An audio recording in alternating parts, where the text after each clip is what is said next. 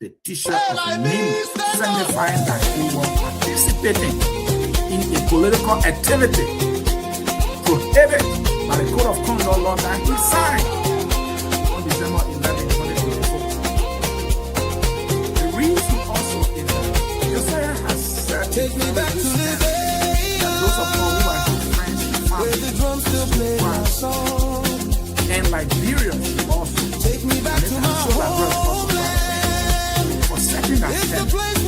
And because he set that standard, we expect him to live up LIB Future TV, giving voice to progressive Liberians, speaking about politics, entertainment, and local news.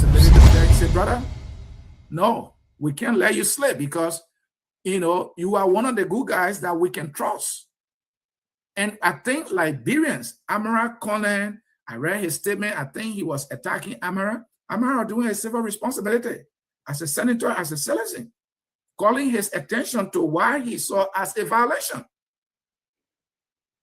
I think he attacked Amara. Amara did not attack him.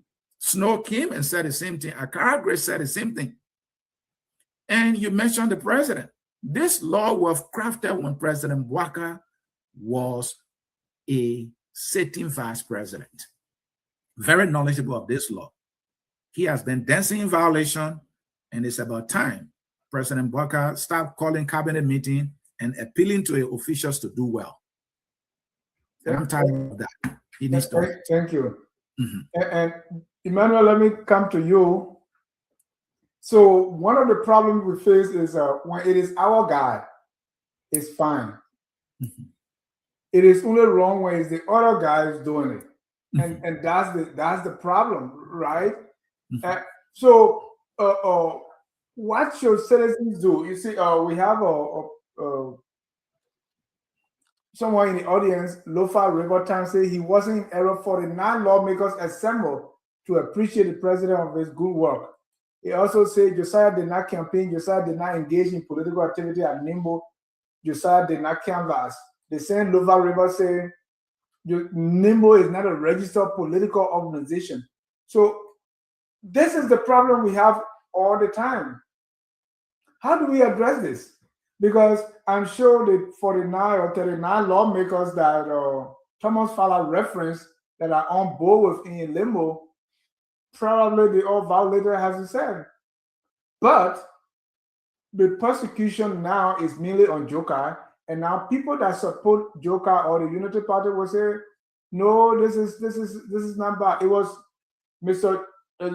Jokai who even took the salaries of those who were suspended as a result of the violation of Code of Conduct law and said we're going to use this to buy armchairs, right? But we support when it's our guy, and then when it's not our guy, then we don't support it. What's the way forward, Mr. George? I know ANC is going to come to power one day, and will you be singing the same song? No, we're not. I would not. We either learn to respect the laws we have in place, or we decide to cancel them. It's as simple as ABC. If the Unity Party government, under the president of the Liberian Senate, His Excellency Joseph Yeman Boakai, deem it fit to pass the Code of Conduct law, and 6 years or 7 years later they find it difficult to respect it, then there's a problem. They expected the Foya government to do the same thing. When Samuel Tuer and others were using government vehicle, they were showing video of it during the last election season. We're all in the CPP. We did it when we were in CPP together. We're against it. So it was wrong yesterday. It's wrong today. And these people came on the issue, on the mantra of rescue. They came to rescue the country. When you decide that your mantra is rescue, then you are holding yourself to a higher standard. You cannot compare yourself to the standard of the previous government or even your former government. You are saying that this country has a problem with rescue. And one of the problems the country had that they were rescuing is us going to party official function as government official wearing their uniform. We all saw the photos with the how they call it, the EPS officers that were supporting George Weah in CDC uniforms.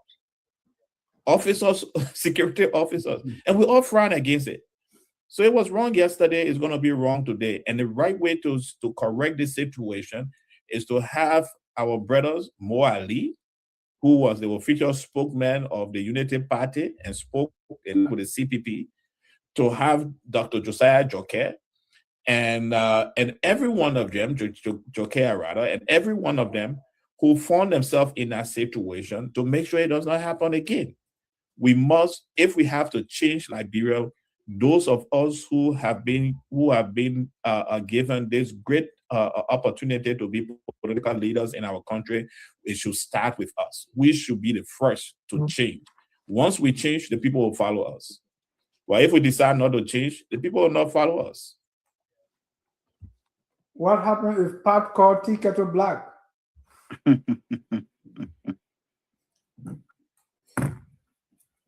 All right. That takes us to our next issue, the ANC letter to the LACC on the Mano River Union Center project in Foya. So there's a letter from the Alternative National Congress requesting the Liberia Anti-Corruption Commission to investigate the Mano River Union Center for Regional Peace and Development project in Foya, and which raises questions about procurement, project transparency, political geography, and whether development projects are being used for public benefit or political advantage. Mr. George, you are, I mean, I'm not asking you as a spokesman of ANC, but you're an official of ANC. Why you wrote this letter? Yeah, I'm not a spokesman of ANC. I'm an official, and I'm one of those who accepted that this letter should be written. Look, 2 years now, for 2 years first, we allowed the Boyka government to lead. We did that because during the last election cycle, many Liberians accused us in the ANC for being a greedy party, that we do not support others, we're greedy for the presidency. So we allowed 2 years to pass so that the Liberian people can understand, no, what we have, the fire that is burning within us is a fire to see a change and transform Liberia.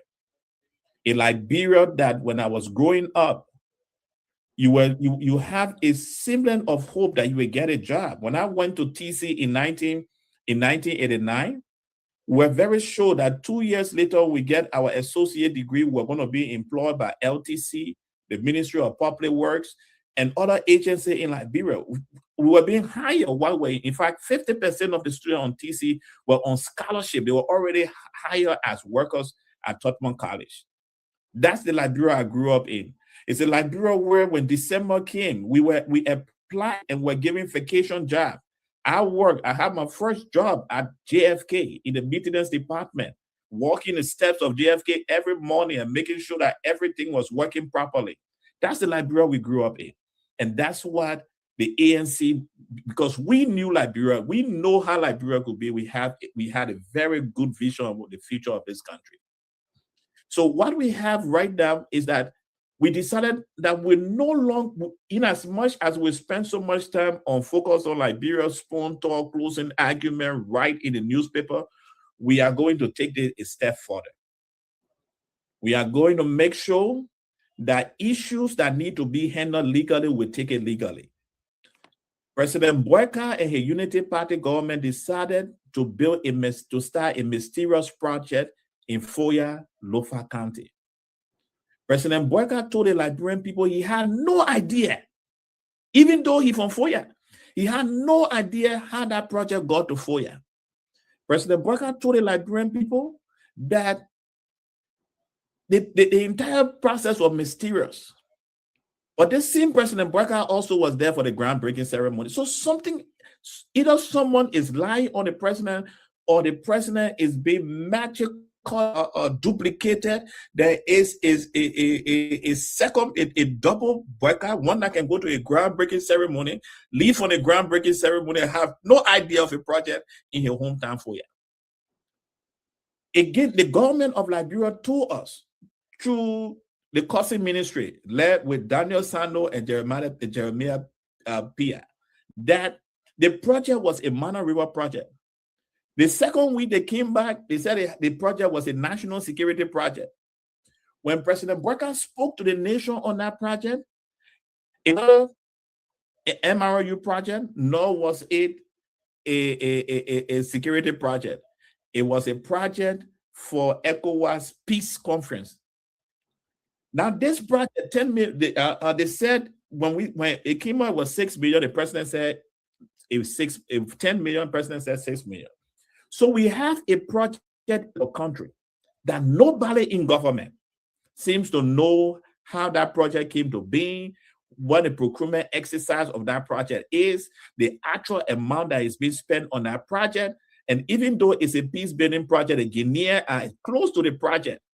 And they have taken our property there, and nobody from the peace building Mana River $10 million project have gone to ask the Guineans to go back. So we in the ANC are saying, because there is so much confusion surrounding this project, the Liberia Anti-Corruption Agency should investigate this project. We are not accusing anybody. We want the right story as Liberians. So at the Alternative National Congress, we have decided that we'll take this step further. And I'm telling every politician, we will be on a radio station, we'll speak, but we'll take you people to court, because the justice system was made for us to sue you. The LACC was made for us to report cases. So we have reported this $10 million case, and we're looking forward to the LACC investigating this case. There's another allegation in the House of Representatives that people are still playing around with. Maybe one morning too, they'll receive a letter where we'll be requesting that our allegation be investigated.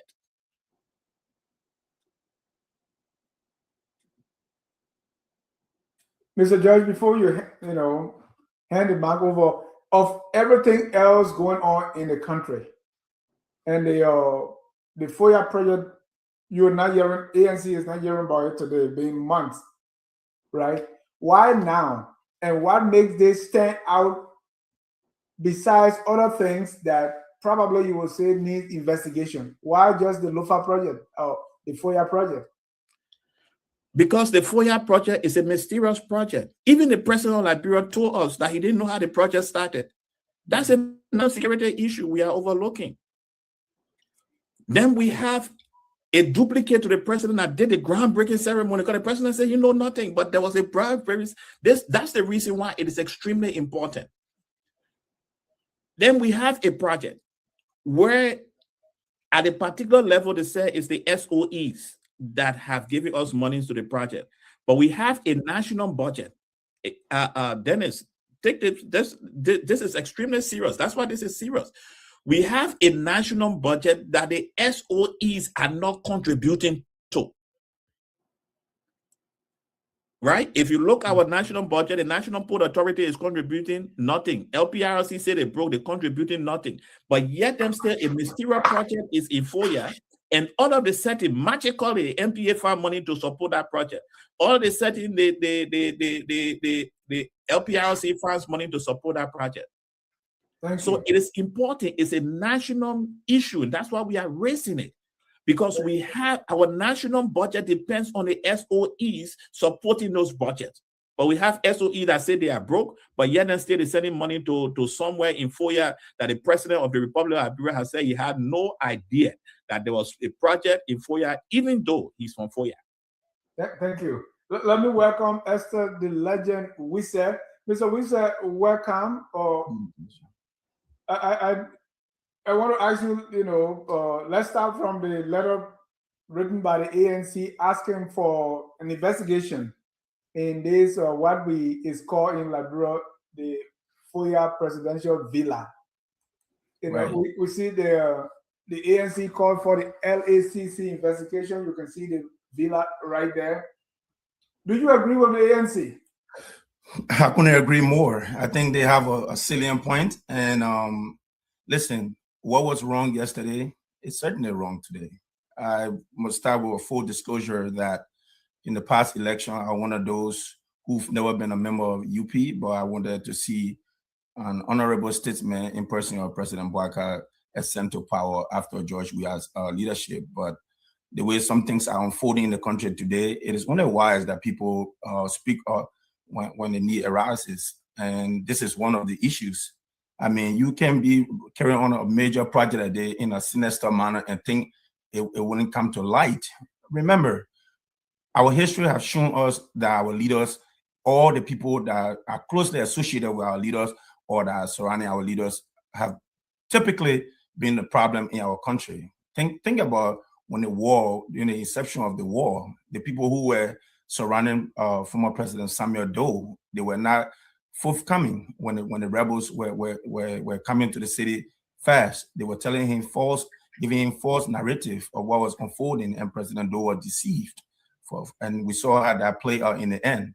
And so is this project. Either the president is cognizant of it and he's being sinister about it, or the people who are surrounding the president initially did not do due diligence, for which it came out from the public, and then the president was forced to come up with a statement that any rational being can tell that there's half truth in the president saying he's not knowledgeable on a project that is taking place in his birth county, Lofa County. So, I mean, I support the president of today, President Joseph Yuma Boubacar, but under no circumstance, as a Liberian and somebody who comes from a journalism background, with ascribe to something that is wrong knowingly. I always tell people, I would never ascribe to anything that is wrong knowingly. When George Weah did something and we bash him and we wanted him to leave state power because things were not going right, we should do similarly today when President Joseph Yuma Boubacar is doing so. And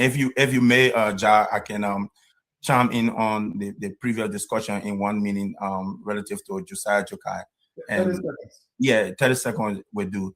It's unfortunate that he served in a very influential position in the country, and he thought, being somebody who was appointed instead of being a civil servant, he could not, be answerable to that. That's unfortunate. I mean, at his level, he should know that, certain things you should know that you cannot just go get away with certain things. Because you're not a civil servant, it doesn't mean you will get away by saying certain things like that. No, the president appointed you, but you're certainly in the government. You can be held responsible by making reckless statement that anyone sees through, and every level-headed person could see through that statement that he made. Thank you. That would do. Yeah, check. And I forgot, George, just 30 seconds. What specifically do you want the LACC to investigate when it comes to this villa? What specifically do you want to be investigated? We are asking the LACC to disclose whether the PPCC Act was followed. Okay. We are asking the LACC to help the Liberian people understand where this money came from, because this money is not in any of the budget of the Republic of Liberia. Okay. We are asking the LACC to investigate the SOEs that stated that they supported this. For example, the National Port Authority, the LPRC, both entities have refused to support the 2026 budget. They provided limited funds to the 2025 budget, but yet and still they mysteriously found money to support this project. So we're asking the LACC to investigate how that money was found and why was it not contributed to the national budget. We're asking the LACC to help us understand who gave the right for that project to because the president said he had no knowledge of the project. So we need to know how the thing started. Because you see, this you answer my question. you answer my question. Let me go to Mr. CA. Mr. CA, when an opposition party requests an anti-corruption investigation, should the public treat it as a responsible oversight, a partisan attack, or both until the facts are established? And would the opposition that's asking trust the findings from the LACC? That is a very good question. And I would say both and if I may add, all of the above. And that is what serious governance, politicking, and democracy calls for. George is on point here. I commend the ANC as a political institution for taking a very good action. They have chosen to use the laws and our institutions established for accountability. That is responsible politicking, and I can't, commend them enough. The project in question, as Joy explained, is beyond human understanding. That a project of that magnitude will not be captured in the national budget. As Joy explained, the president expressed that he had no knowledge. In fact, not only the president, members of his cabinet said the president didn't know anything about it. And it was built in Foya. Foya is the town of the president. He's from Wasanga.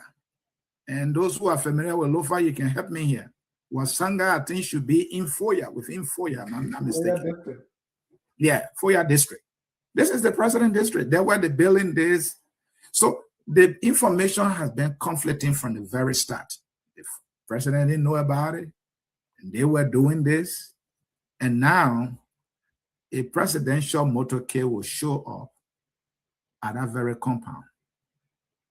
Well, they said it was MRU project, and the Emmanuel River Union spokesperson came and said, no, we have no knowledge. There has been no conversation whatsoever concerning any project intended for Emmanuel River. Never.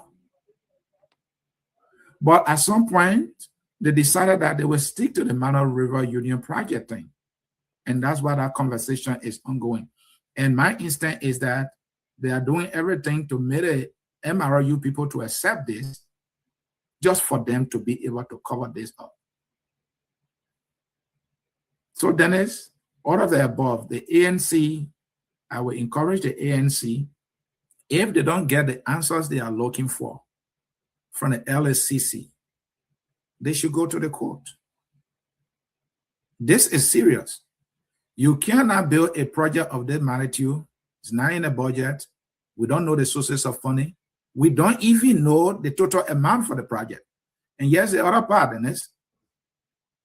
A cousin or nephew, I'm told, of the president, one Edward Yomba, is the one supervising the project.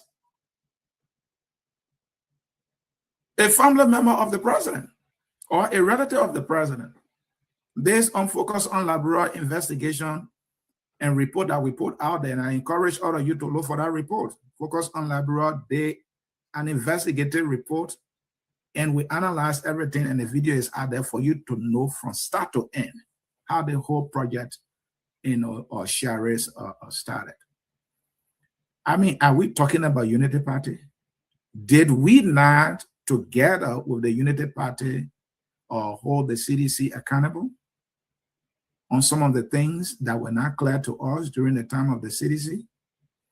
And this government is about rule of law. President Walker campaigned on the rule of law. And I think the rule of law was, President Walker's, number one message, rule of law, rule of law. So the ANC now is saying we're going to use the rule of law to get the answers that the government is not responsible enough to give us. Tell us how much, where the money comes from. George made another important point I want to emphasize here. I did a research also on the SOE, how much they are contributing to the national budget. In 2025, the National Port Authority, the gateway to the nation's economy, quote me on this one, did not contribute a penny to the national budget. Quote me, or quote Focus on Liberia. I'm strong on this. National Port Authority did not contribute a penny to the national budget. And then they heard, and from Unity Party sources, that some funds came from the NPA to support a project that up to date, Liberian people are not clear who owns this project and what the project is actually for. The government is yet to come clean on it. There has been one conflicting information coming from the government. So this is a serious matter. This is a transparency issue. This is an accountability issue. And we expect the Unity Party to be transparent. We expect the Unity Party to be accountable. That's the only thing we expect from them. We don't want lies. We don't want secrecy when it comes to national governance. The party was elected because the campaign that they'll be transparent, that they'll be accountable, and that the rule of law will be applied. And so I will stop that for Dennis. Steve, why do public projects in Liberia so often become controversial only after political actors raise alarms instead of being transparent from the beginning? I mean, why do we always have to go through this? I think because my thing from growing up in Liberia as a child, as Dr. George clearly put it, nothing is new under the sun of the earth, and nothing is new in Liberia. And it's keep happening over and over because we always allow it. We don't talk about it. We sit on it. And just like, for example, the lawmaker comes, he gets into power, and he think when he bring one breach or when he get all light and people beefing so he can't drink any favor. No. It's about transparency. And why did they even choose that venue or they choose that area? What consultation did they have? Was it in selective or inclusive, or they just did it and decided to do it because they got power? That tells you that, okay, since I got power, I can do anything I want to do in my power because I'm serving at the will and pleasure of the people who elected me. But at the end of the day, I'm using my power to also overcome them. And we've seen it over and over, and that should not be the lesson here. Why is it that we didn't go back to say, okay, we got the OU Villa, we got OU Conference Center, and let's put all this money and energy in there and give it a facelift, and even ask MRU to come there or ECOWAS to come there and support it? Why, Parker? When and how did it even happen? My own recommendation to NAC is not just to own it, put it at the port in Liberia, but to put it as a regional challenge because it's happening across West Africa, and we just sit down and let it happen on our nose and our eyes. You should take out the Monetary Union. The sources of the income is the African Development Bank. It's our private funded. How did the money come out? We talk about money laundering. We say with the simple guarding Liberian wealth and all of that. When we shoot ourselves in the leg and we sit there, we see things happening this way, which is not cool. It's also security implication. I have followed a little bit. I learned that when they took sand from the river between Liberia and Foya, and they realized that they had diamond and resources from there, that how this Guinea came over. One day it's possible. I mean, did the citizen of Liberia come to a consultation? I did a lot of CSO work in Liberia. I know that if we want to do anything to go down to the nitty-gritty of the people who need it more, you go to an inclusive consultation with the people and they agreed on it. But we sit down and let this happen over and over. It's always going to be the way. Let's do it. It was George yesterday. He came to power and he had all those duplexes. We sang the same news. It's not different. He built over how many duplexes in his compound on the Ralphie Highway. Change. So when you come to public power, there are things you can do. I mean, it's almost like in your face 24/7, and people are not being held accountable for them. Why is now an open budget? Why is now open access to information? Where's the money coming from? So Steve, that's why I want to ask you, right? This thing. Why is it that people normally are not outraged by these things, right? The last time we were having a show here and there was this girl who the public went on because the way she was dressed. We are angry when we see a little girl who is not properly in our, eyes properly dressed.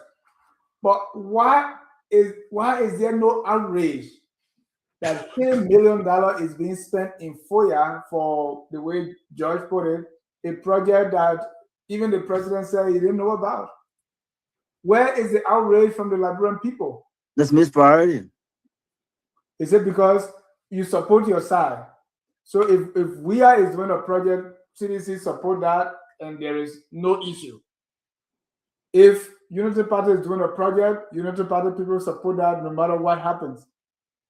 So is this a leadership problem or a citizen problem? I think it's both, Dennis. The reason why is this: we're not educated enough. Like the percentage, the mean percentage of what education you need if you have one bag of rice you're supposed to eat and somebody take it to eat it and you're hungry? What education you need to know that you're hungry? Not all at that level. Not all at that level. So say one or sisters all sisters all.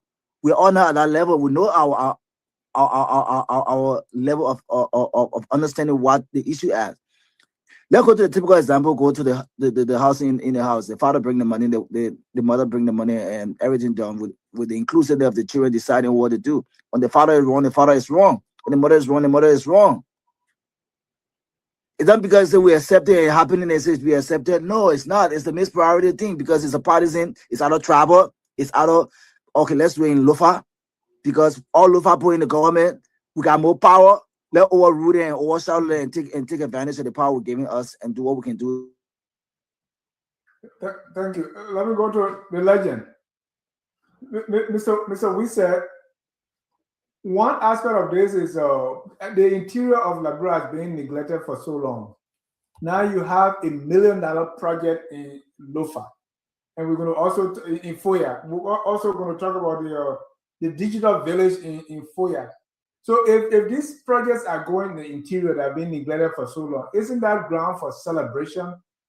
You know, in my hometown, they say, you don't want to eat meat, you want to know who should have gone, who could have meat. Well, now when it's been done in a shiesty or a sinister way, people. But it benefits the people. It does. Let me put it like this. Say for instance. I will kind of align it with one of the most prominent cases that is in court right now with Liberia in terms of the former First Lady's project, her children's foundation. So hypothetically, I will put it like this: say she built a very fine structure, and the kids are benefiting from it.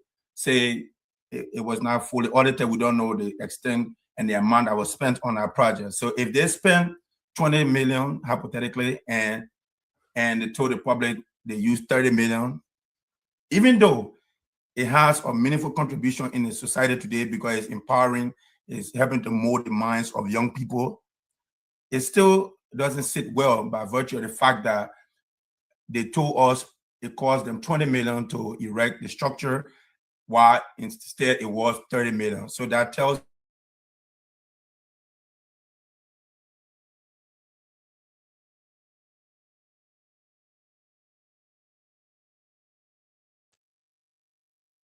raise qualms. People should not say something about it. So that's the case with this project in Lofa County, because there's a project in Lofa. The amount that has been spent is not clear. People don't know the monetary value of what is spent on it so far. I mean, those are things in structured society, like those of us who live in the great United States of America, in structured society. Those are things that leaders are forthcoming with, because if you don't, they put you on a public scrutiny. And when you start to come on a public scrutiny, that's when the people become a little more rigorous with you and the people who you work for. That's why in our society, leaders tend to overstep and tend to do things and get away with it, because the people who they don't understand that they work for the people. It's because of the people you are there to serve.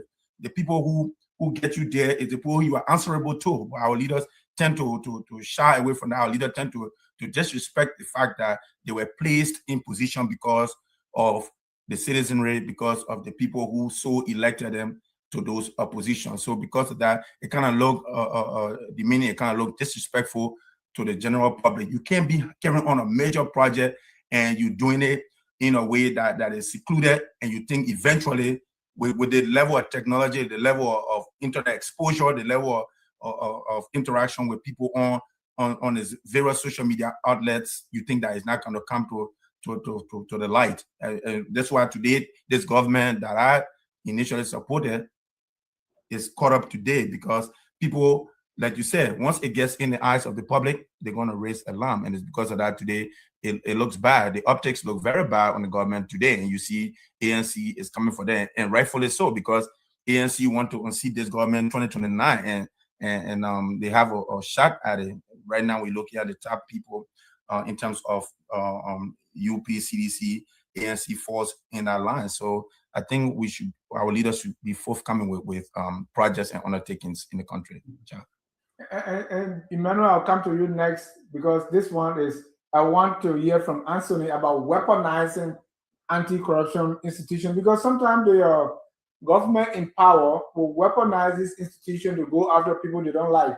I think you did an excellent report on the GAC auditing, just so that you can weaponize. They are always auditing the previous government and can audit the current government. At the same time, how can Liberia avoid weaponizing anti-corruption institutions while still allowing opposition parties and citizens to demand investigation?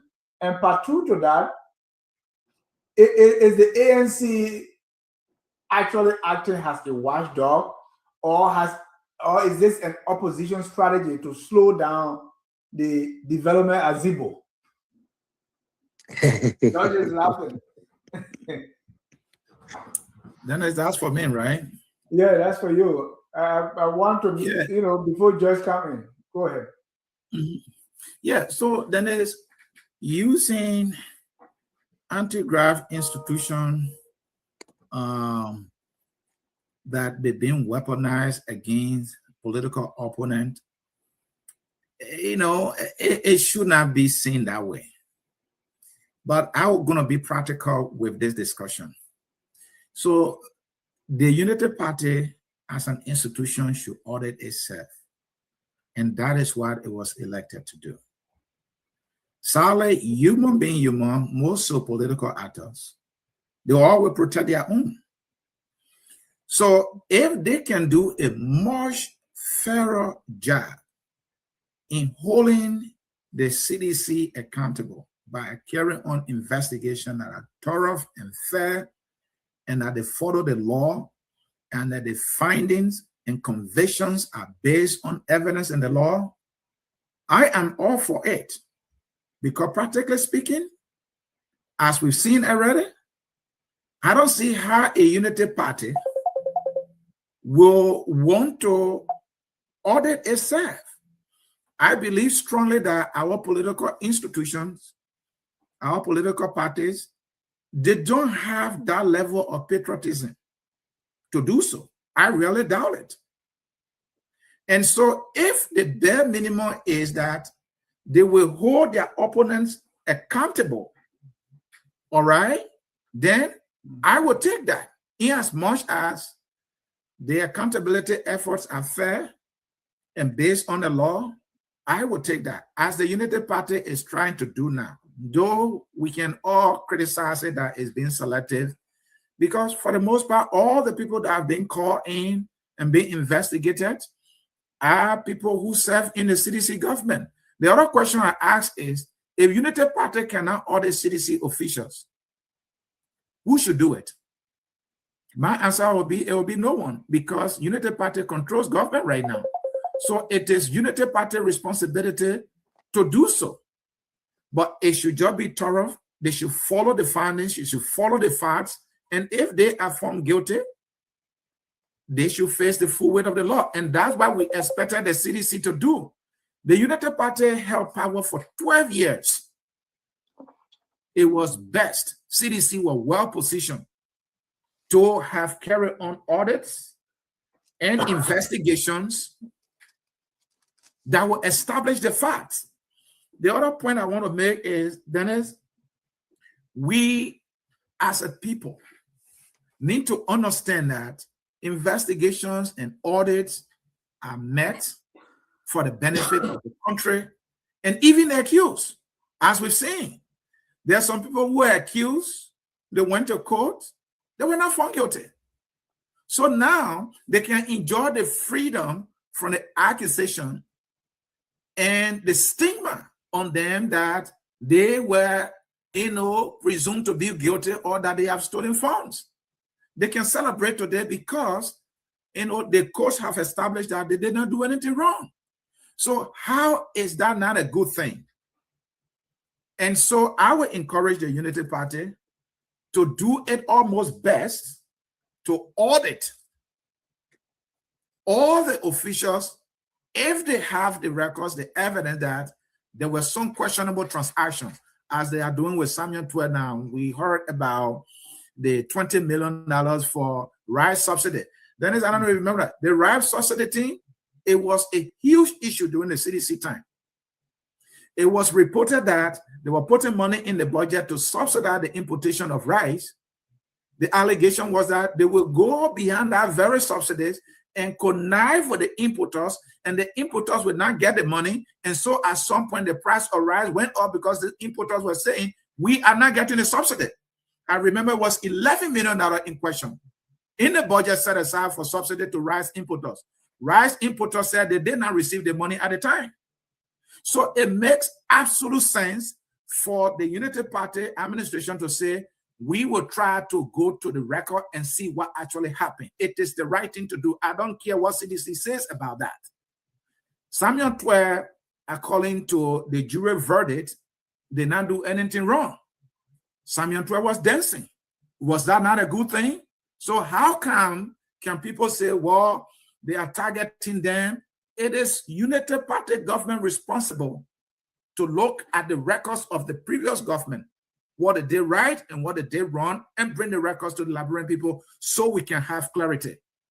I would love that the focus is not only the past government, but the focus is on every official, on every transaction that is questionable. And that would be the right thing to do. I submit. Thank you.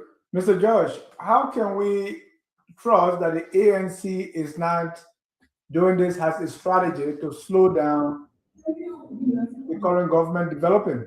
Because in the eyes of some opposition people, if the government is doing well, that lower their chances of becoming president or taking the leadership. Dennis, I'm a Liberian. My political leader lives in Monrovia, Liberia. The leadership, the core leadership of the party lives in Liberia. We are all Liberians. If Liberia develop, we'll be happy.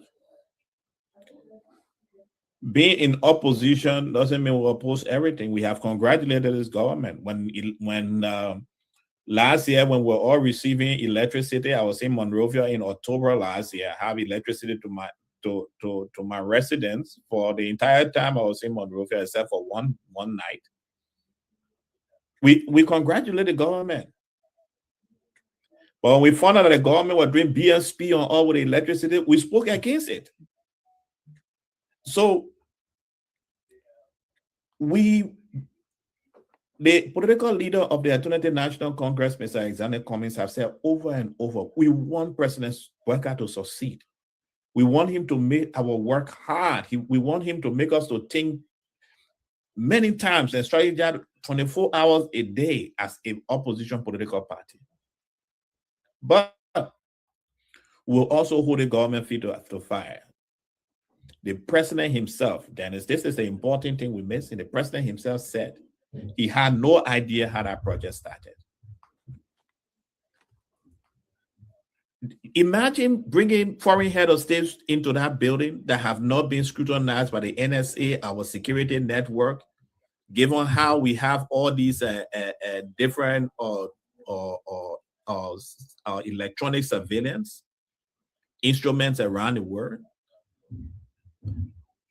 We have investigated. So that's the reason we're calling for this investigation. It has nothing to do with the success or insuccess of this government. What it has to do is the fact that it is our duty as Liberians to understand how that building mysteriously got into Foya.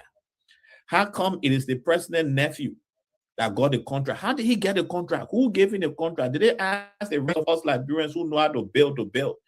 Do you know the same president nephew is also having all the education ministry contract? Is he the only person who know how to build rest kitchen behind a house in the Republic of Liberia? But we'll get there to that one soon.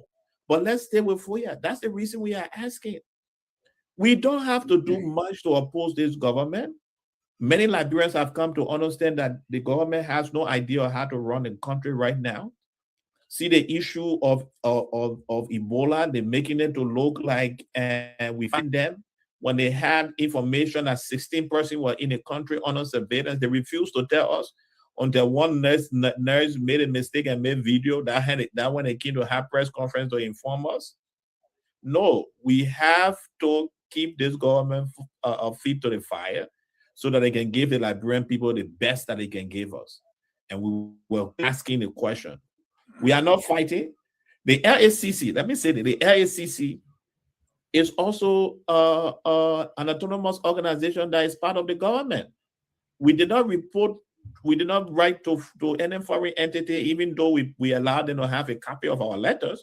We wrote the Liberia Anti-Corruption Agency.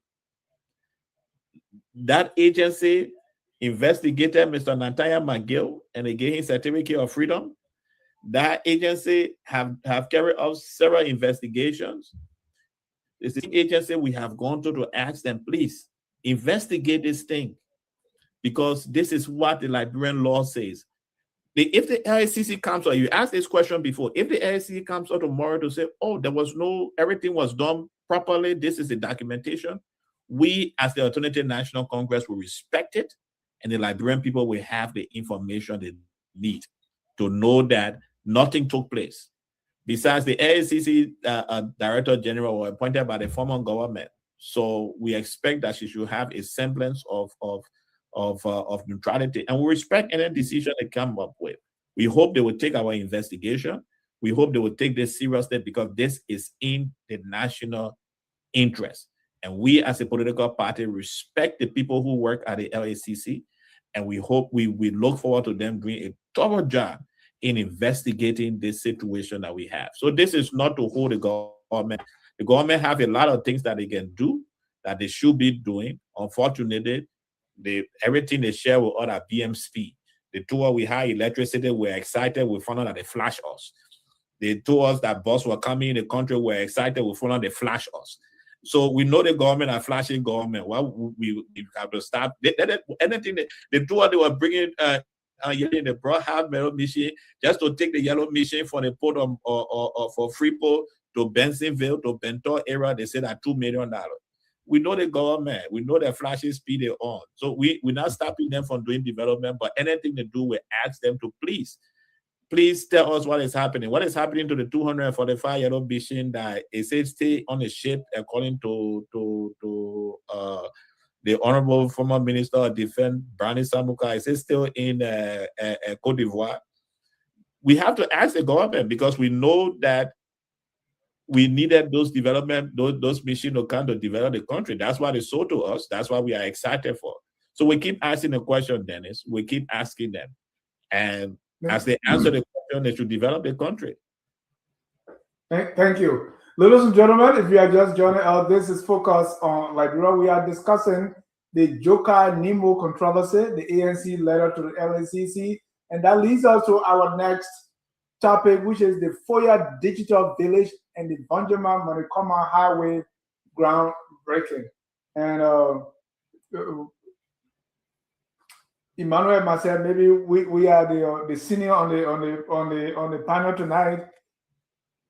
The Banjama Manikoma Highway, they have been groundbreaking ever since my father was playing football in Monrovia. So I sometimes get confused, but the it got that happen. Yeah, those two highways, Ganta Hapo Highway, and I hope to go to Liberia this year. And please help me. I want to visit the Ganta Hapo Highway, especially that spot that broke ground before. And then I will go to the to the Banjama Manikoma Highway to see how it looked like. But the Foya Digital Village was presented as Liberia's first digital village. My man, Anthony C., he did a good reporting on that. It was aimed at expanding rural internet access, solar energy, and smart classroom capacity. Reports said the project was designed to provide green energy internet connectivity to homes and institutions within 2.5 kilometers radius, including schools, clinics, churches, mosques, and community facilities. President Bouakai also broke ground for the Manikoma to Vanjima Highway pavement project May 23, 2026, a major road corridor expected to improve Lofa's connectivity, trade, and a cross-border movement with Sierra Leone and Guinea. Here's my question. And let me ask you first, the legend. Is Foya becoming a model for rural transformation? Or are we seeing politically symbolic development concentrated in the president's home region? Well, your statement is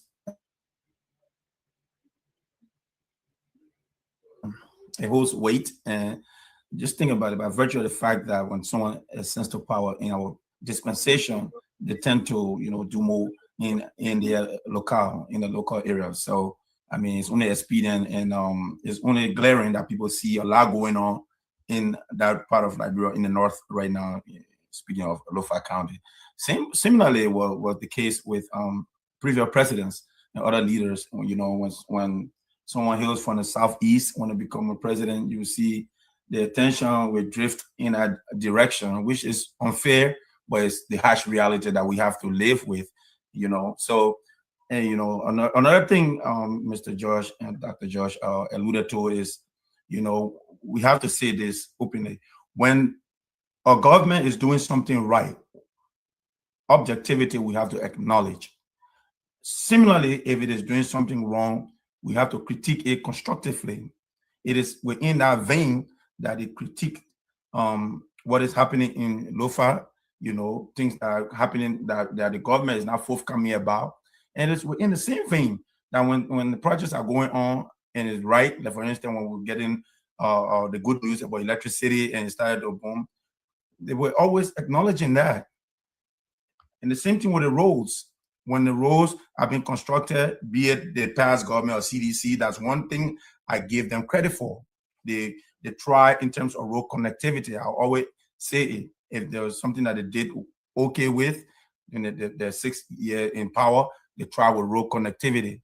And I see this government is even headed in the same direction. Like the roads are a lot more pliable, just by what I heard from a couple of people, like Senator Emmanuel George, who's from the southeast. He alluded to that, and even Musa Ability, who is a leader of another party, a CMC. He said the roads are a lot more better than what they used to be in the past. So in that light, I'm just going to say that when there are things going right, we have to acknowledge, and when things are going wrong, we will say it, because objective people, they're not going to put their political institution first. Like for instance, if Mr. George is from ANC, he's not going to put ANC over Liberia. He's going to put Liberia first. That's why when things is being done fairly and correctly by this government, he acknowledged it. And when they are falling short, he's going to call them out. That's how we build and develop our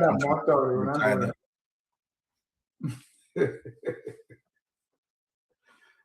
Well, thank you. Mr. CA, how should Liberians evaluate the Foya Digital Village? By the ceremony, the technology installed, the number of people served, or the long-term sustainability plan? Of course, then there's a must and got to be the long-term sustainability plan, and how even we can replicate that by taking it to other parts of Liberia. Then as you know, I'm a fanatic of technology. I can't live without internet. Internet is like my blood. And in the technology age we're in now, internet is the blood of everything. If you make me president of Liberia, my priority number one to have internet in every village. Rural will not be my number one priority. It will be internet access. Because I know Dennis Jai was recorded at some point as the best math teacher in West Africa. That history is still there. He could be teaching my little brothers and sisters in Southtown right now if internet was at the Southtown High School. While he's staying in America, he could teach them if they had internet access. I don't know what state Legend is in, but yeah, we are. Liberians who are in Liberia watching the program, I'm all the way in my home state of Minnesota. If my brothers and sisters in my hometown of Southtown, Grand Creek County, they can see me, we can interact. It is all because of internet, nothing else. And the discussion we're having, some people are going to learn from it. That's education more profound than even the classroom education that we get, because when we're out of the classroom, sometimes we don't remember anything. It is the practical knowledge and interaction with people that stay with us and that we use for our daily life. So then it's yes, the project should be something that is sustained and replicated across the country. Is Foya becoming a development model? If that's, I think that is the president calculation. I think this president is very intentional that, look, I'm not going to forget my people. You know, there's a presidential villa, is in Foya, and now the first digital village is also going in Foya. You know, the president had absolute right to do what he thinks is best. People in Foya, they are also Liberians. But on the other hand, Foya is not the only Liberian. Legend said that many presidents in the past, when they come to power, you know, they focus more on where they come from. We are aware when President Doe was president, he did well in those bedrooms. You know, they have paved roads and all that, and other places didn't have those opportunities. When Tubman was president, I live in Harper, Maryland County. Almost all the streets in the city of Harper, almost all are paved.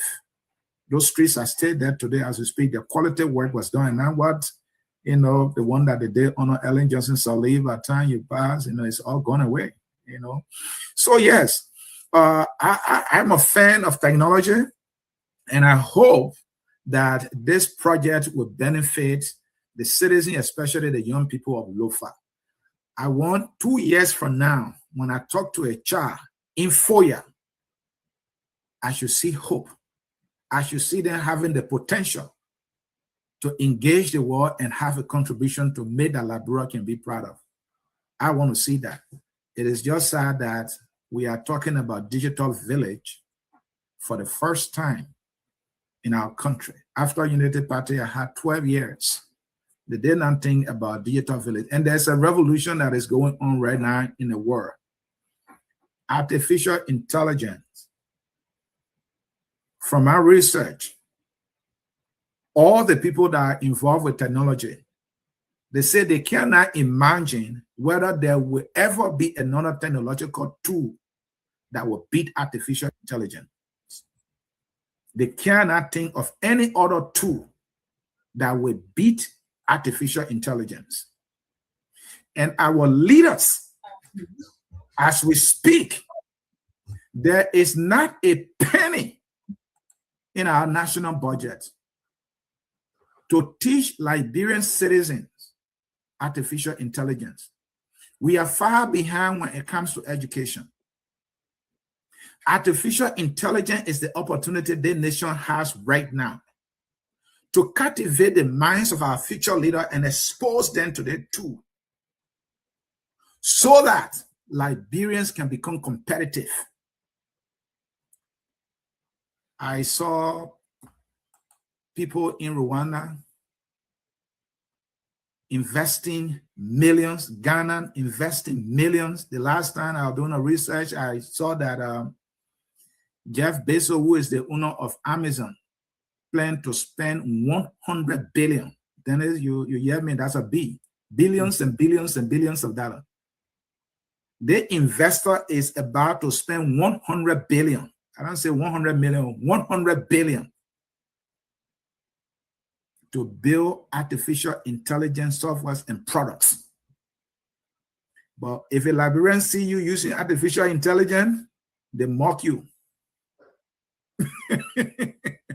We need to tap into this I encourage our leaders to put money in the budget to expose artificial intelligence and introduce it to our schools, especially our children. It will be beneficial to us.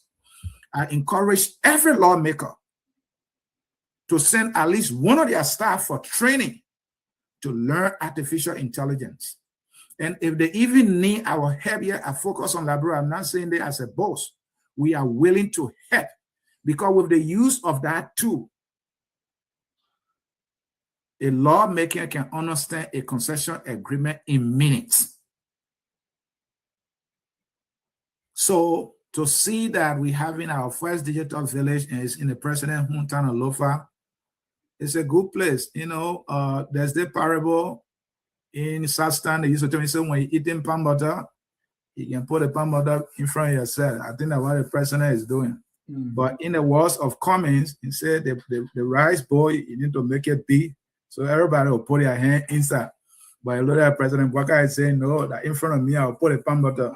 So the people in Foya, they are Liberians too. So let's start from Foya. Let's make sure that the citizens of Lofa, Foya are served, and then maybe we can get to Nimba before we can get to Victor Nambo's time all the way beyond God's back. Veteran, welcome. Thank you very much, Mr. C. Good to be with you all. I am coming from behind God's back. Obviously, that's why I'm joining you late, but it is good to be with you all. Thank you. Mr. C, you talk about the technology. The president just started a technology thing in the mansion, and I'm applying for it if there's available, because you know I'm applying to be part of that technology. Yeah, you should be the head. You should be the head of that office. But our George Lobo, our good friend, will not tell you that you're not member of the party. Because you wanted the superintendent join science, say, my man, that opposition there for partisan you. You're not partisan. George, I saw when you people come to power, when I asked him for my late superintendent, George to help on people. You know, ANC people not tell me, say, Anthony, you're not member. So, Emmanuel, let me ask you about the president. We have the digital village in Foya, and now the groundbreaking for the Fundamental Monocomunal Highway.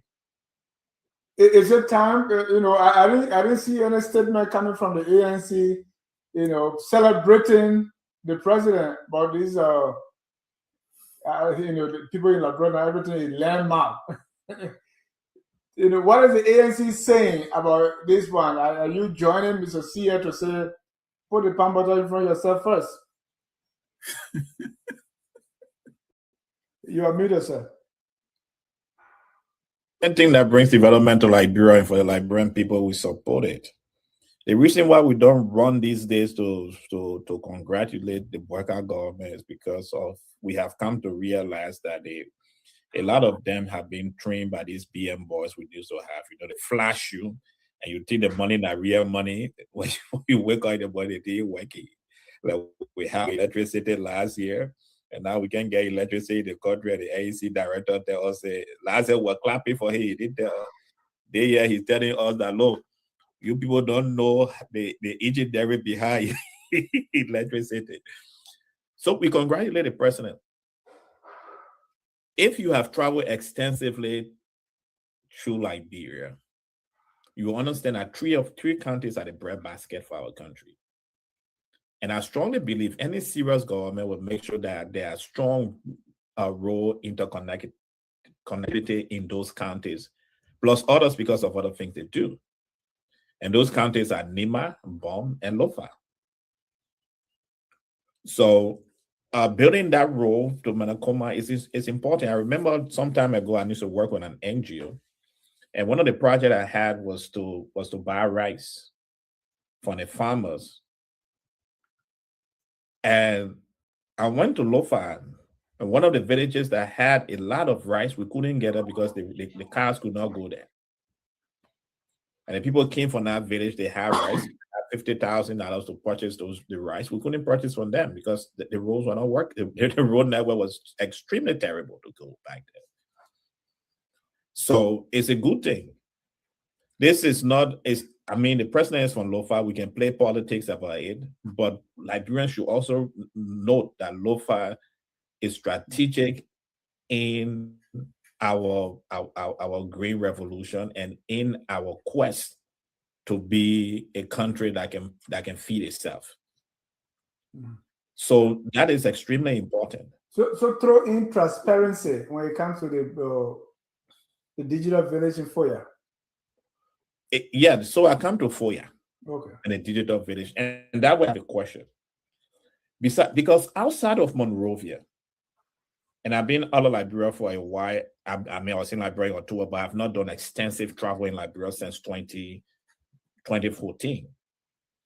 But by 2014, outside of Monserrado County, the next fastest and the most industrial county outside of Monserrado is Nima County. And I would believe if you want to develop something like a digital village, you would have thought about Nima County because of the proficiency of the level of development, the level of economic activity in Nima County, outside Monserrado County, in Nima County. So that a question why they took it to Foya, because there's not a lot of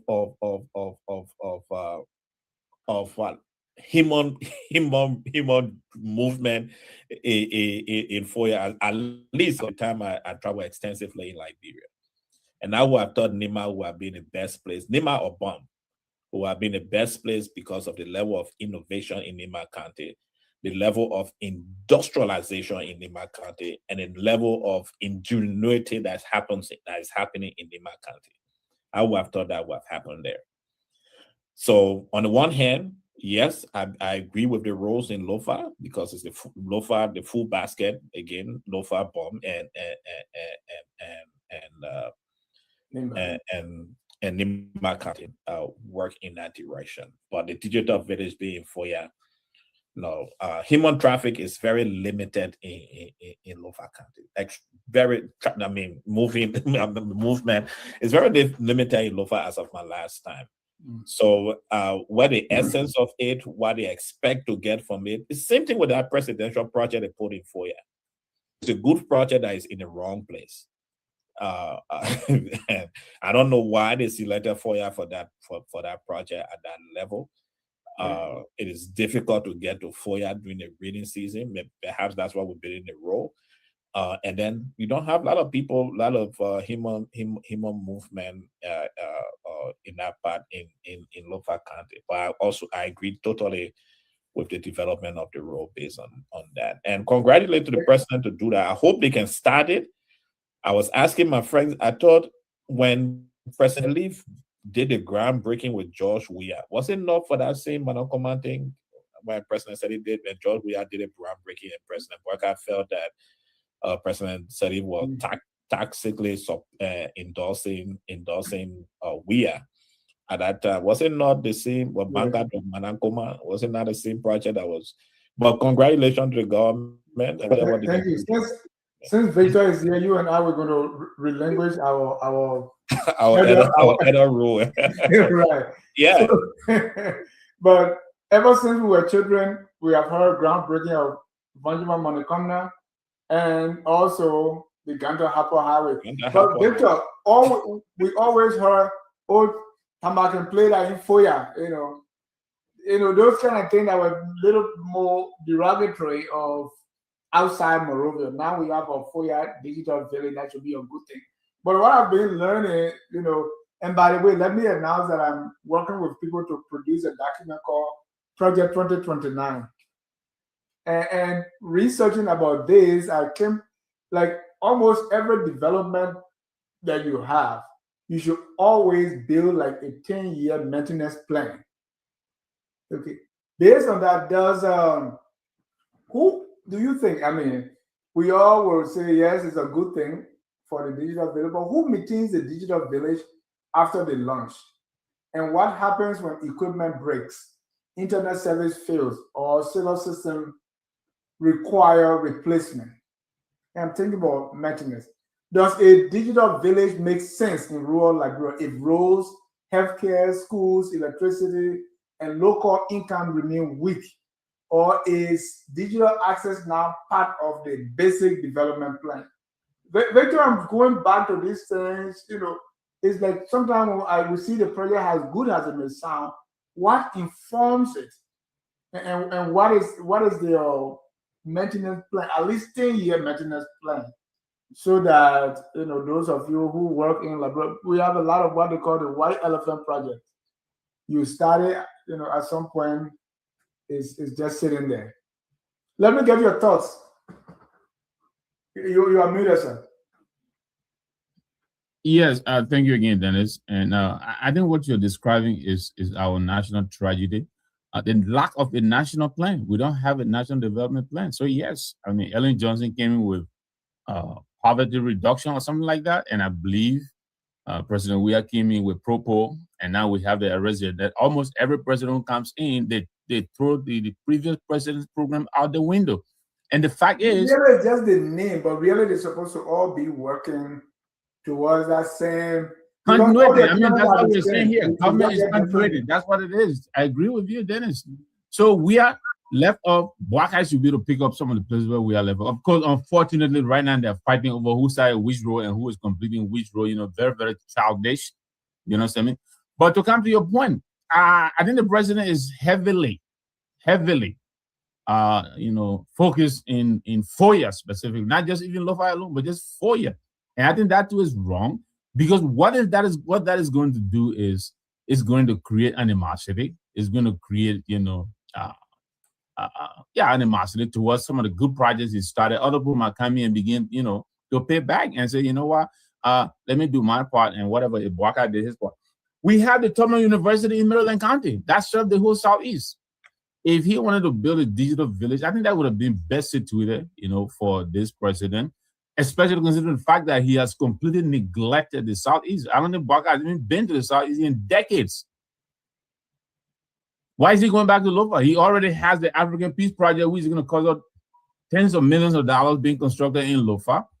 Why do we need to put a digital village in Lofa? If I had the president here, I would have advised him, against that. I think it would have been better situated.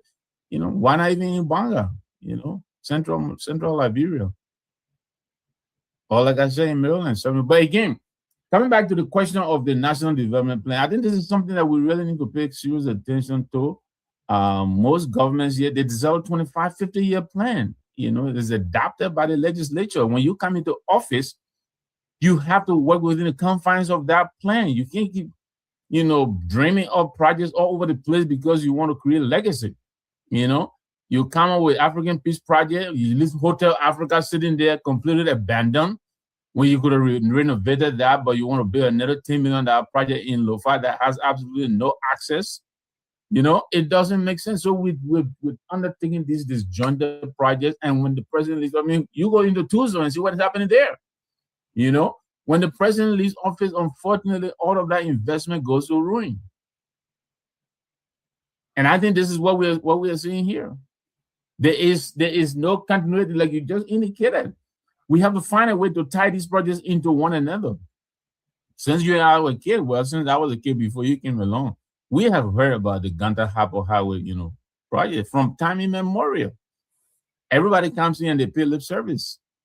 The reason why usually the developments are directed in locations is usually because that area is a little bit less paid attention to, underserved, so you want to direct attention there. So you put a project there, and then the investors will follow that project and develop the area. But you have this area that's already saturated. Foya is saturated. What more are we going to, why do we still need to take another, high-profile project there? That would be my input on that. I think it would have been better served. We would have been better served as the president, selected a different location, like I said, Bond County, centrally located, or in the Southeast. Yeah, and my view on it, as I love technology, I can't live without technology now, especially internet. If we're even to start, and I'm not trying to say that lower expectation, right? But if we could start with just basic internet Wi-Fi connectivity in all the high schools in Lofa, for instance. At the University of Liberia, they say each department you are teaching maybe geography course, so you and your students get together and just have your own little Starlink, and that's why people. So can we not invest in at least, say, well, let's use the same Lofa. At least let's have internet connectivity, some form of Wi-Fi, each of these schools, so that at least even if the students cannot, the teachers can log on to the Wi-Fi and download some materials to teach, right? Something that's simple and that can go a long way for people to use. I mean, people that are not able to, maybe they are still struggling with reading, a digital village, while the idea may be good, it may not be fully utilized because the people are not really there. Basic internet, just let's have internet, because I want people to be able to watch, focus on Liberia in Foya, and all the things that we're doing. If you have a smart TV there, because we have electricity, we have internet, a lot can be done, and the development can spread. That's how I'm looking at it. It's like these projects are so ambitious, like even the Mana River project in Foya. If that would be a basic, housing unit, so that tomorrow, if you build a story building, when there's no electricity, you can go up there, for instance. But if you build basic, 2-3 bedroom apartments, that the locals can even use it, even if they don't have, it will be a little more meaningful. If you put a big building, like right after the war, when there's no electricity, it was almost impossible to go up there at the Ministry of Education. I have my former teacher working there. I used to go visiting, the whole place is dark. So, kind of long-term way of thinking. But I want to announce that if you want to participate in the conversation, please call 605-313-6004. The code is 791403#. And while we wait, let me ask you, because you support the CMC, right? What is the ANC has written a letter talking about the Foya project to be investigated. What is the CMC position? Because a lot of things happening. What is CMC saying about how things are going in the country? Too much legislature. We have the Guinea border thing now, the project, all these things going on. Yeah, I mean, I commend the ANC for this statement. Is a little bit, behind the curve? Absolutely. This is almost 2 years too late. But notwithstanding, I think in the grand scheme of things, I think it's a good thing that they're adding to the voices, in the opposition bloc that are calling on this government to be more transparent about this project. We issued our statement, months back, calling for almost the same thing they're calling for, that this government should be transparent about, what this is about. We know all the flip-flopping from the government when the project initially started. Even the Minister of State didn't know the origin of this project. And then eventually the president went on ELBC, and flip-flopped. He told us this was being sponsored by Monterey Union and blah, blah, blah. But like I said, yeah, we thank the ANC. We think this is good. We wish they had done it almost 2 years ago. This thing started back in September of 2024. We're in 2026. Where have they been? So, but we thank them that they've done this. We have made our position clear on this. We think there's a lot of lack of transparency on the part of this government. There are a lot of things that they're doing in the dark, but we need to form a chorus around these issues. There is tremendous power in a critical voice, critical mass. We can't be doing this. One person does it 5 years ago, and then another person does it 2 years later, and another person. To me, it loses the magnitude. So we have to do it in concert. So yes, I think what the ANC has done is good. I wish they had done it a lot earlier. But notwithstanding, I think it helps the process. We think this government should be open. There is a lot that is going on in this government. We have called for audits upon audits all over the place, from the legislature, to even the executive. Within the oral explanation, several pieces of explanation that they're not providing. So I support the call by the ANC. This is something we have also, called for. They should come up and explain this to us. I only don't know Like I read Councilor Freeman indicating, I don't know if the LACC is really going to do the task that ANC is demanding, is asking of them. I doubt if the LACC will have the spine to do what they're asking, because this project has been around for almost 2 years. Like I said, the LACC, do we really believe they don't know about it? So yeah, I read a letter directed to the chairperson of the LACC. I will hope they will pick it up. But notwithstanding, we think we need a little bit more unity within the opposition community. I think there's a lot of disjointed approach to these issues.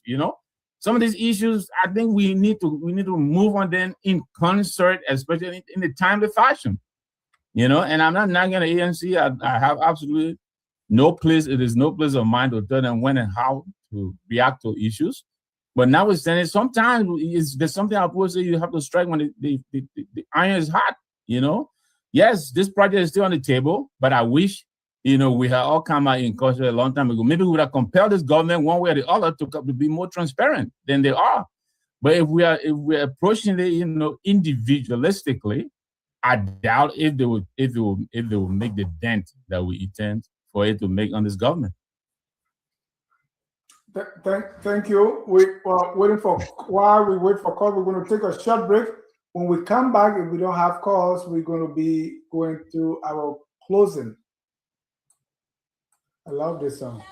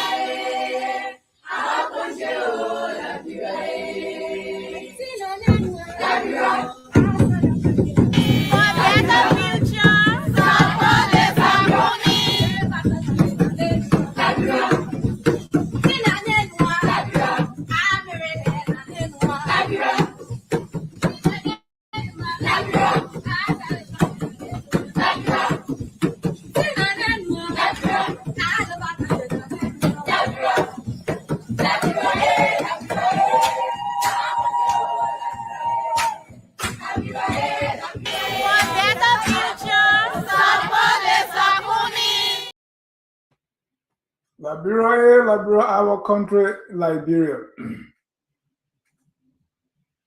Is the Foya development push a sign of long overdue rural investment, or does it risk feeding the perception that development follows political power rather than national planning?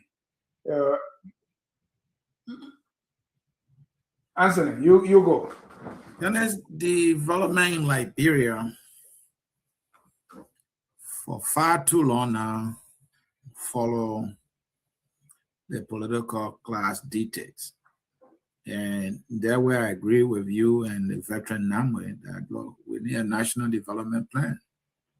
We can't come somebody elected a president now to decide how we should develop as a country. We as a country should decide how our country should develop. Why are the building blocks of our development that we need? Roads, all the infrastructure that we need. Let's have a plan for our airports. How many airports do we need? How many seaports do we need now? How much will it cost to develop each to a capacity that generates significant revenue so that we can increase our revenue standing and make further investment to develop our country? We need that plan. That plan development cannot be achieved because we have the CDC in power with Propo or the United Party in power with arrest. No, it has not gotten us anywhere. Then is something I must share with our listeners. Rwanda experienced a brutal civil conflict as we did, just about the same time. 20 years now, about more than 20 years now since our war ended. We are still struggling. We have not solved any of our problems, none. We have not solved the education problem. We have not solved our infrastructural deficit. Healthcare, we have not solved that problem. Telecommunication, we are struggling with internet, electricity. But these things at an appreciable level in Rwanda. How they did it. So, and that is why, I tend to never ever be impressed by our political leaders.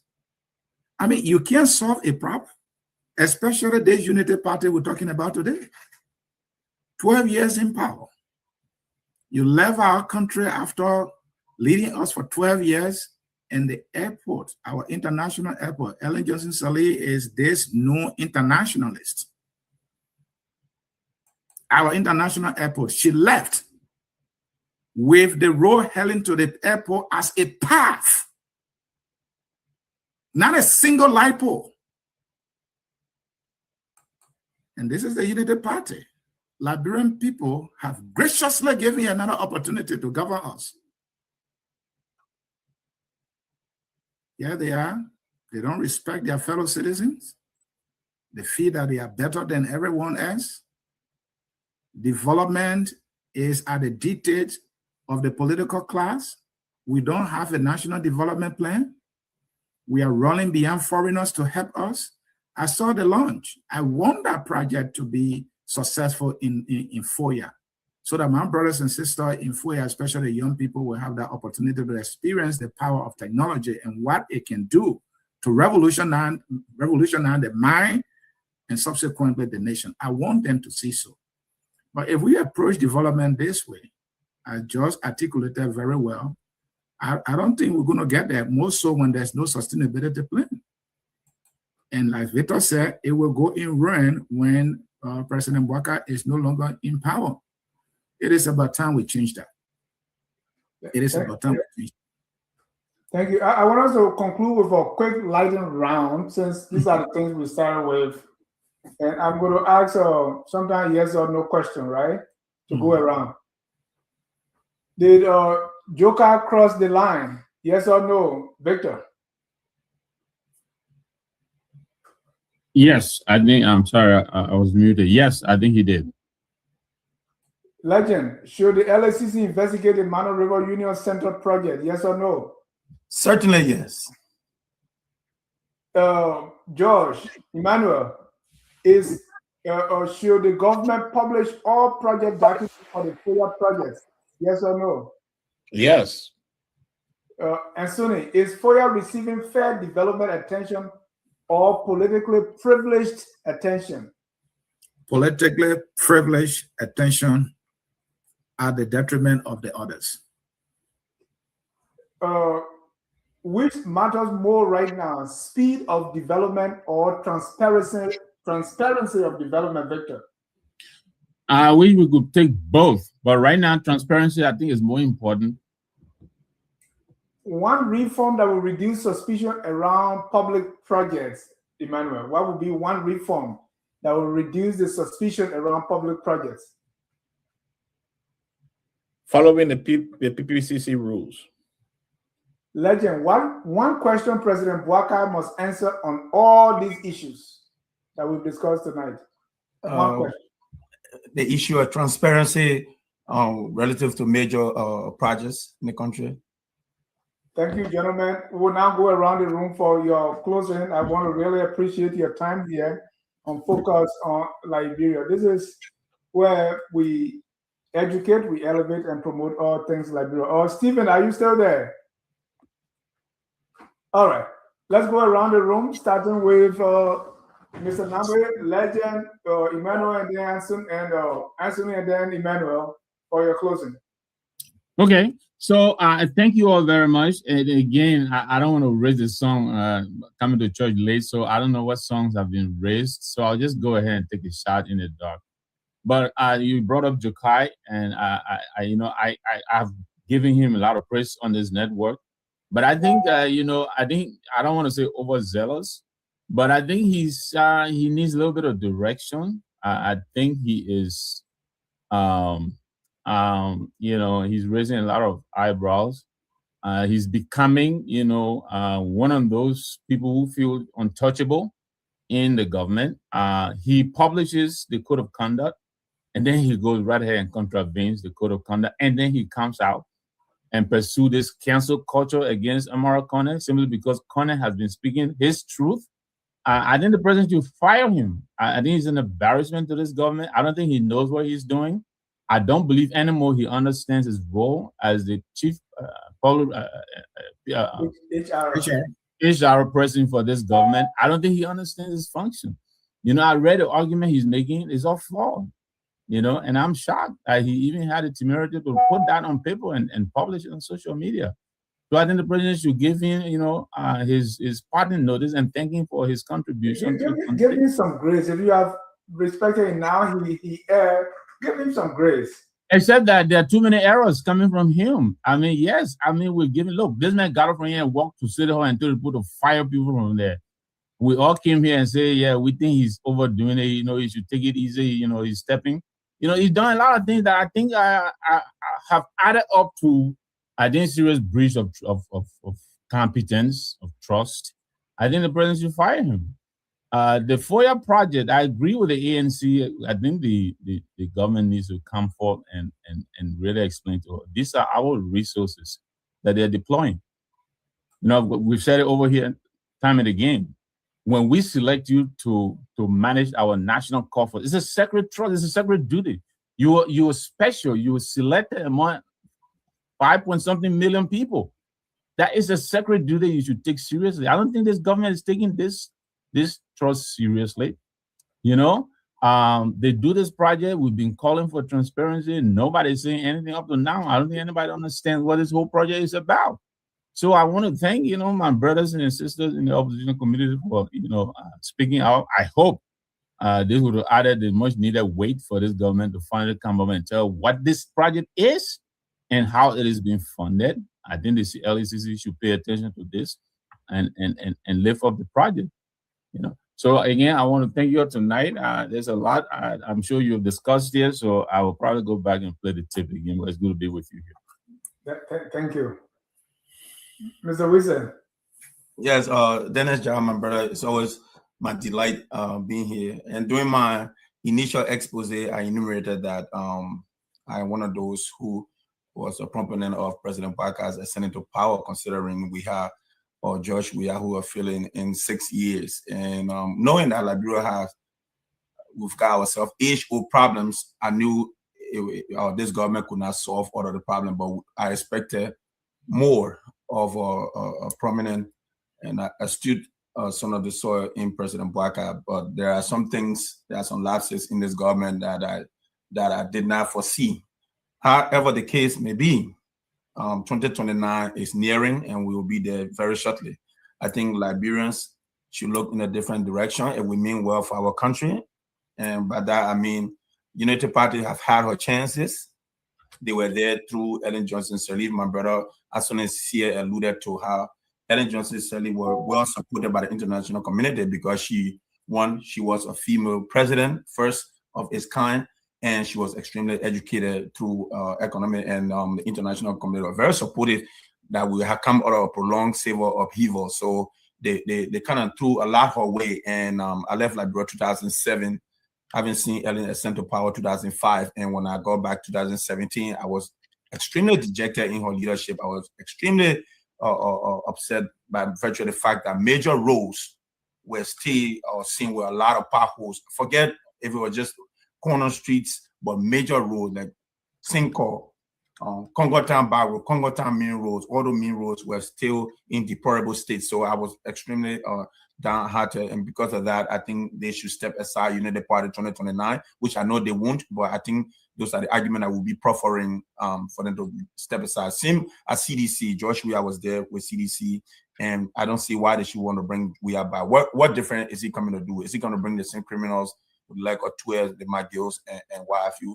I think CDC should see reason to step aside, which I know they won't, but we'll have to fight them because someone like myself, ahead of the 2029 election, I will be on grounds. Thankfully, I have a lot of media influences in Liberia. We'll be speaking against those two parties to see that, like, I have interest in people like Mr. Comey, who have not had a chance to serve this time around, or Councillor Gonglo. Those are two people who I like. And considering we have a couple of years left ahead of 2029, who knows? There may be other new or people, new people who have not had chances to serve, that will throw their hat in the race. But I think if we mean well for our country and we are very objective for our country to excel, I think we should go away from UP and CDC because they've had the chances, and it's only fair that we allow other people to ascend to power so that we see what they may do. Because I would say Liberia is a puzzle, and we're trying to figure out the right pieces. And in so doing, we got to keep trying and in the right direction until we get it right. So Dennis, I would say my greatest pleasure, and I'll retire here for now. Thank you, Mr. Sir. Dennis, thank you. We started with the Joker Nebo controversy. Joker definitely is in error. I will urge him to have a press conference to gather as many media entities as possible and accept that he erred and made the correction immediately. Any delay to not do so will be bad on his part. I said there as a family to him, as a brother to him, and as a friend to him. But I speak also as a leader here at a media institution that is about accountability. Josiah and I were shoulder to shoulder in advocating for the best of Liberia. I do not compromise when it comes to doing the right thing for our country. Josiah need to call a press conference. His statement that he wrote and sent to me in my capacity as a leader here, I focus on Liberia when I rally. I wanted to advise him to not publish it. He attacked Amara Conan for Amara doing the right thing. Amara did not do anything. Amara did not attack him. I was disappointed when I saw that particular statement coming from him. He needs to correct it immediately. And I hope he's going to do that. Then the ANC letter. I commend the ANC for taking that step. I want to see more of that. It is good for our country. And it shouldn't be the ANC alone. The CMC, Mr. Namba is saying that, well, it would have been better if the opposition people come together. I mean, maybe that is the start. And I said there in the spirit that it is our responsibility, those of us who are not in the government, to hold the government accountable to do right by our people and for our people. And it is within that spirit, I commend the ANC for taking that step because we need clarity, we need the answers. We can't have a government that preached transparency when it was in opposition, that promised us, transparency and accountability, and does something completely different. We need to hold them accountable on that. And then the Foya project, I'll call it, which is the village, the digital village. It is a good project. And thank God that the people in Foya are excited. I saw the faces of students who were smiling. They received copybooks, they received other things, and it's a good thing. But I agree with George that maybe Lofa or Foya is not the best place. But the president had to make a decision, and that was his decision. The people in Foya, they are Liberians too. So let there be a sustainability plan so that it will not just disappear in a year or two, because just as they receive it with happiness, it should stay there to serve as many people there as possible. The last thing I want to talk about, the government did something good the other day. Dennis, you were talking about maybe they could just provide internet access, maybe Starlink for most of the schools in the country. The government started something like that through the LTA. And they have this agreement with Starlink, and the government is going to provide Starlink internet services to 150 government high schools in Liberia. And they said they're going to put money in the budget to sustain it for the next, I think, 5 or 10 years, so as to keep it running. And I want to commend the government for that. I am a fan of internet. I know what it can do. And I want the government to go beyond that. It shouldn't be limited to that 150 government schools. It should be all government schools.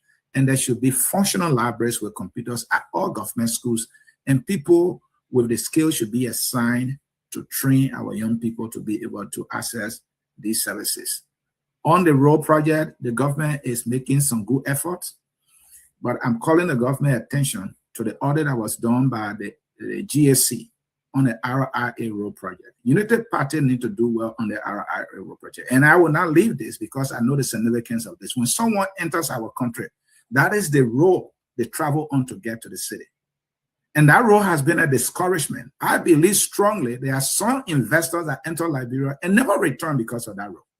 Because it did not project anything to them that this is a serious country. And I hold United Party accountable. And I'm sure they agree with me on this. The GSC did an audit, and the audit is alarming. And here's the link, and Focus on Liberia play a part by analyzing the audit report. Is right here. We'll post that here in the Facebook Live. You click on it. I think it's about 11 minutes. We did a job. Listen to it, and you'll feel sad for our country. I want this government to pick up that audit report. They shouldn't treat it like all other audit reports in the past. Millions of data being given to East International. There are no receipts. The Ministry of Public Welfare is disagreeing with the road fund and all manner of things going on concerning this project. We provided the information as a media institution. We have done our work. I expect Liberian citizens to ask this government to bring clarity to this. The road has been going on for over 4 years. And we don't know where we're going with that. So Dennis, thank you. It has been a very great discussion. Thank you. Before we bring in the ANC official, we got one caller who's always calling late. I hope that's not Calabo. Call out your name and where you calling from. Yes, this is Calabo Gonglo. Oh, you see, Dennis? I knew it was Calabo. Mr. Go ahead, Calabo. You are live. Yes, my name is Calabo Gonglo. I'm calling from Pennsylvania. Go ahead, sir. So, here's what I will say. I actually was monitoring the show, but my older sister working, Madam Ida Gonglo West, so I have to go stay with her a little bit. But on the Joker thing, I called on the show before. I used to be a panelist here, and I believe I'm still a panelist. I think I'm challenging FOL. The missteps by Josiah Joker, which I can nickname now as Joker, it's too much. I think FOL needs, I'm challenging FOL to issue a formal statement, withdrawing the title they gave him as democracy consultant on FOL. This is my second time challenging FOL to do so. Josiah Joker went to Liberia. Yeah, the first instant was we want to do due process, so we need to have a hearing. No, you are a private company. If someone is giving you a bad image, you call the person democracy consultant. But the first action in public space was to trample upon the free speech of Liberians. What about democracy consultant is that? He fired people from City Hall because they had the issue statement on a private social media page, disagreeing with the president or disagreeing with the government. He was an activist on that and fired them. And even issued circulars, basically warning 77 not to engage, not to hold political opinion, which is a constitutional right of any 77 to hold opinion about your government. He said they should not talk in the public space.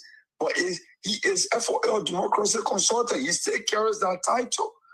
I'm challenging FOL to do the needful by withdrawing that title from him. Because you are a media outlet, you reflect the society. This guy cannot continue to work as a democracy consultant while serving in government and trampling upon the free speech rights of all our Liberians. The second thing I was, look at the justification Joker gave.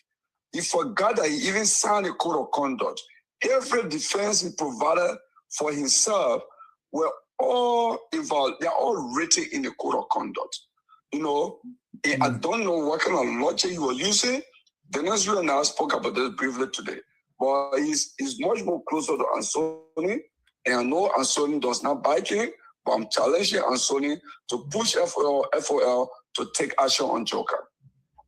The issue with the Foya thing, this is my opinion.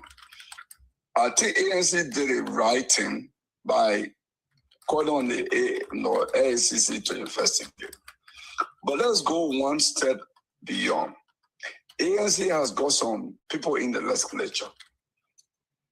I think they should call on their lawmakers to also write the Ministry of State to appear before the legislature, because that's a political forum, to also make statement about this. I think you should push your lawmaker both in the Senate or in the House of Representatives. Let them write a formal letter to the President pro tem to put something on the agenda, or to the Speaker to put something on the floor for debate or to cite this bill. That would be my addition to ANC action. But it's a good move to actually call on the LACC to look into this matter. Thank you. And I think we have a consensus here tonight that Dr. Joker is in error, and his defense does not hold. But thank you for the call.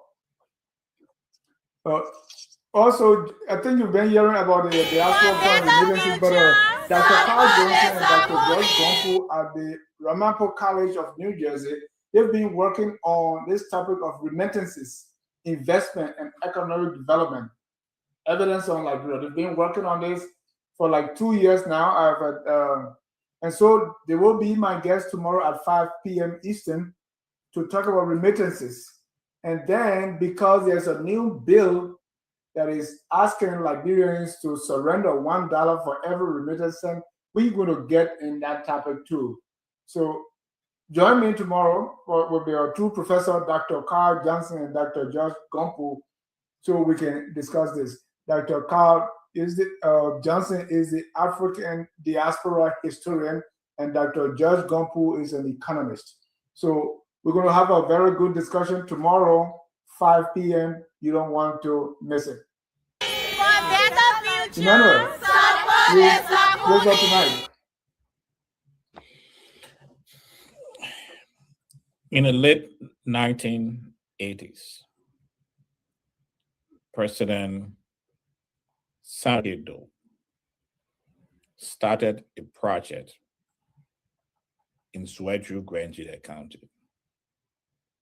For many of us at that time, we believe it was a presidential villa that was being developed by the president and could be used for other presidents, as we had in Greenville, San County, and Harper, Maryland County. Few years later, we got to know that it was the personal property of President Samuel Kayando. And that building today lies in ruins, despite an investment that were estimated to be around $25 million in the 1980s. We have decided not to stay silent. In the 80s, President Dole thought he could keep us silent by putting us in prison in Harper, Maryland County. And we are still here, so we still keep speaking on behalf of the Liberian people. We have a project in Foya, Lofa County, that no one seems to know the cost of the project. In some quarters, it's 10 million. In another quarter, it's 6 million.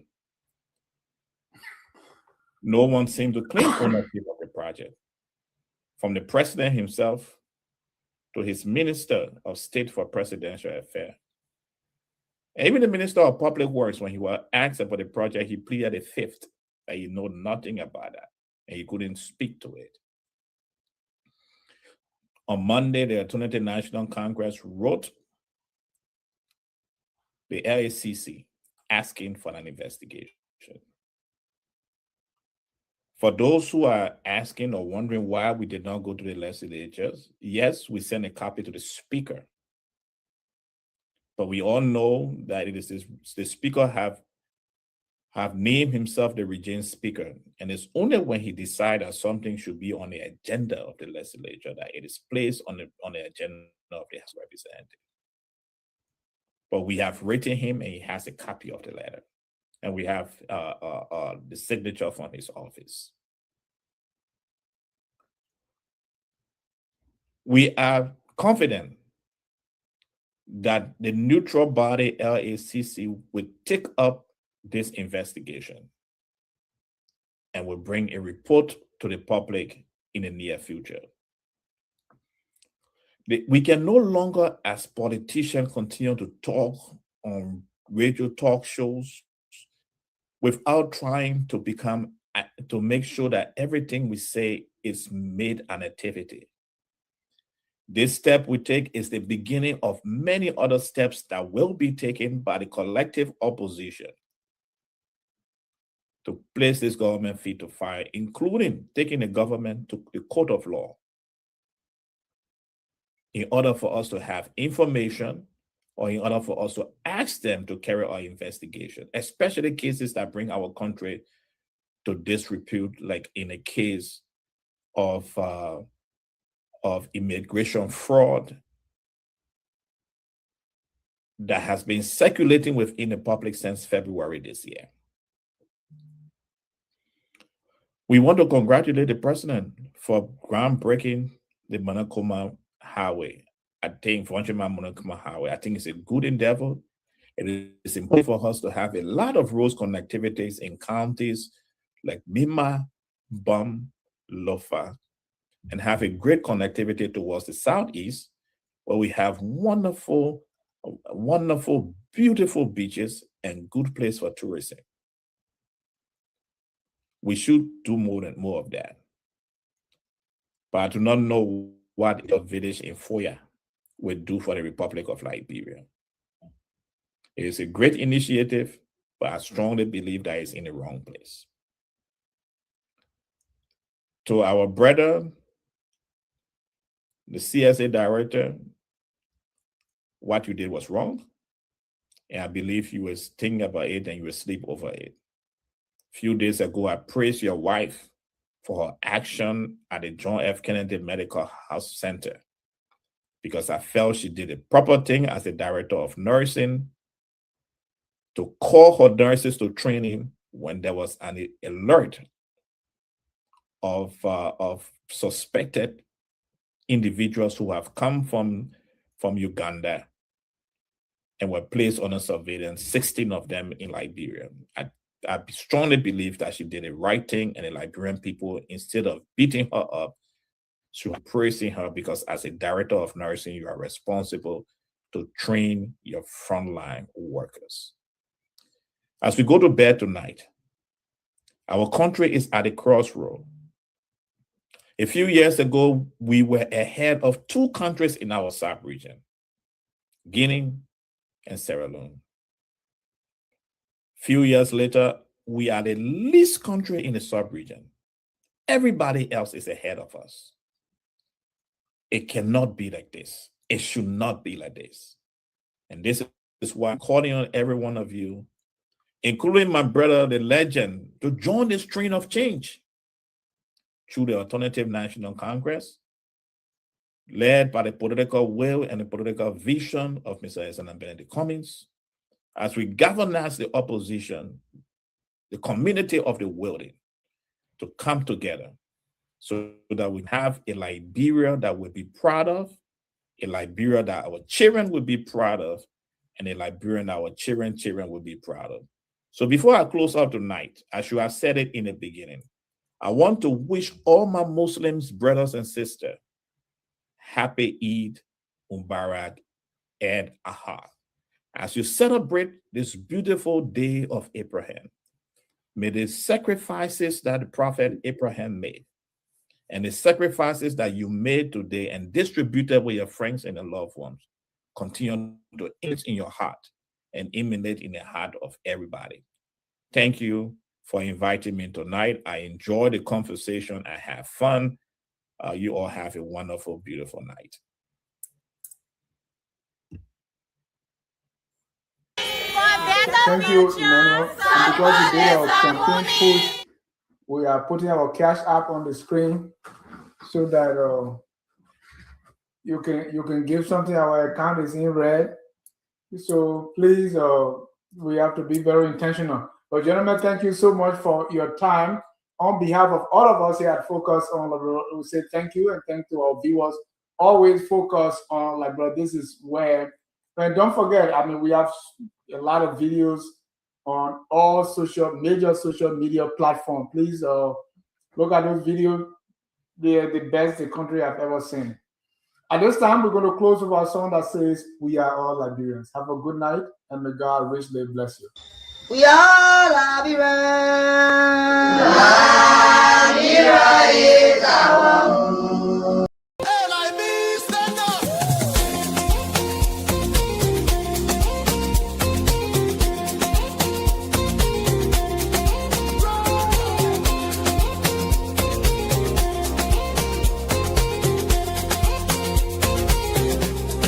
Take me back to Liberia, where the drums still play my song.